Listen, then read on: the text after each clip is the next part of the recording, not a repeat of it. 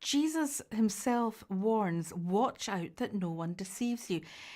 Many will come in my name claiming I am the Christ and will deceive many. They'll perform great signs and miracles to deceive even the elect if that were possible.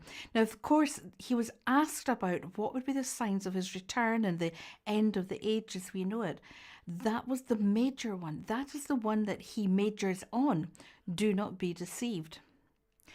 Many ask, how do you fall into deception? But it will clearly enter if you don't know the scriptures and you don't know the one who inspired them. So if you rely on spoon feeding, or if you're even just being fed with milk and you don't have a personal relationship with God, you are going to be open to deception. There is no doubt about it. So the keys to avoiding deception, I think the most important is going to be how you read the Bible, your interpretation. There are the two main choices. You can either read it literally like Jesus and his disciples, their disciples, and the early church fathers did, or there'll be allegory. You'll be spiritualizing what the words are saying. Now, this means to make it say something different to that which was meant. And in fact, allegory is to set forth one thing in the image of another. Moving into the New Testament again, Paul writes to the Corinthians, and this is a very clear warning. He says, if he that comes preaches another Jesus whom we've not preached, or if you receive another spirit which you have not received, or another gospel which you have not accepted, you might well bear with him.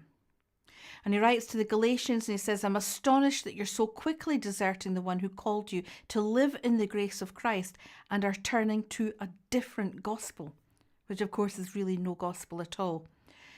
And he says, evidently some people are throwing you into confusion and are trying to pervert the gospel of Christ. There are some of you who are being disturbed and want to distort the gospel of Christ. But even if we or an angel from heaven should preach to you a gospel contrary to that which we have preached to you, he is to be accursed.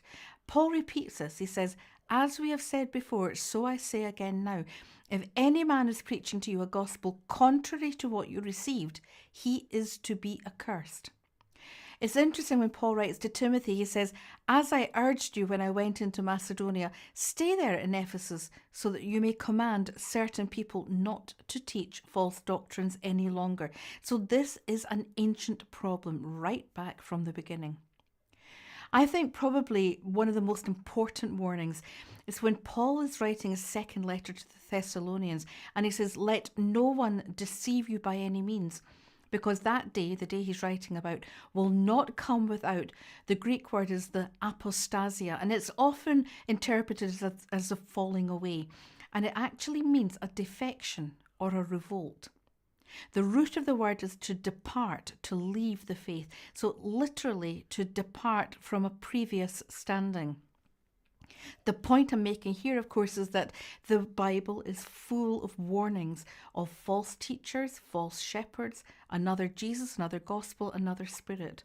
And I think if we're looking at the signs of the times, we see that it is the hallmark, it is the main sign that the Lord Jesus Christ himself gave. Deception is to be avoided at all costs.